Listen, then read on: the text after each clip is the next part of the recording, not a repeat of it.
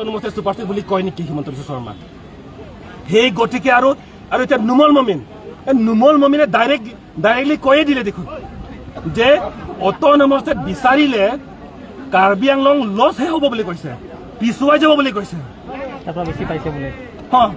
সেইটো কথা কৈছে আমি কিন্তু কৈছো অট'নমাছ মানে পইচা কথা নহয় মাত্ৰ মেডিকেল কলেজ কথা নহয় অট'নমাছ মানে সেলফ ডিটাৰমিনেশ্যন আমি নিজৰ দেশত নিজৰ ৰাজ্যক আমি কেনেকুৱা শাসন কৰিম এটো আমি নিজৰ মতে শাসন কৰিম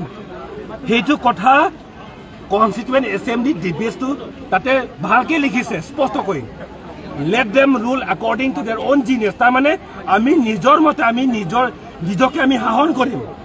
সেলফ ডিটাৰমিনেশ্যন হেতুকে অট'নমাছ বুলি কয় হেই গতিকে আমি গোবেক কৈছো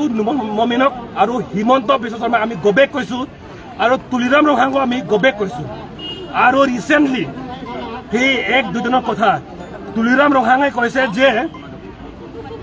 কাৰ্বি আংলঙত বহুভাগ কৰা নন ট্ৰাইবেল মানে বেছিভাগ বঙালী আৰু বিহাৰী সম্প্ৰদায়ক লিষ্ট পতা নহয় মিয়াদি পতা দিব বুলি কৈছে হেতু আমি কোনো দিন আমি মানি লব নোৱাৰো কাৰণ সেই পতা দিয়াৰ কাৰণে হে নন ট্ৰাইবেল সকলক আমি ঘিন কৰা নাই এই নন ট্ৰাইবেল সকলক ভোটাৰ লিষ্টত নাম ভৰ্তি কৰাৰ কাৰণে আজি তাৰিখত ট্ৰাইবেল সকলে খিলঞ্জীয়া সকলে জনজাতীয় সকলে ইয়াতে আমি মাইনৰিটি হৈ গল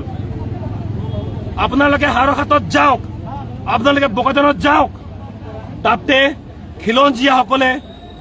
ট্ৰাইবেল সকলে তাতে আজি তাৰিখত মাইনৰিটি হৈ পৰিছে সেই গতিকে আমি কৈছো তুলিৰাম ৰহাং যিটো ষ্টেটমেণ্ট দিছে এইটো ডাইৰেক্টলি কৈছো এন্টি ট্ৰাইবেল ষ্টেটমেণ্ট হয় আমি মানো খিলঞ্জীয়া সকলক পতা দিব লাগে কিন্তু যি সকলে ইয়াত 1938 পৰা 1951 লৈকে 12 বছৰ কন্টিনিউয়াসলি থকা খিলঞ্জীয়া সকলক দিয়ক মাটি পতা কিন্তু ইয়াৰ পিছত অহা লোকসকলক ইয়াত কোনো দিন ইয়াত পতা দিব নোৱাৰে আৰু কাৰ্বি আংলং যেটো মাটি আমি ভূমি আন্দোলন কৰি আছো কাৰণ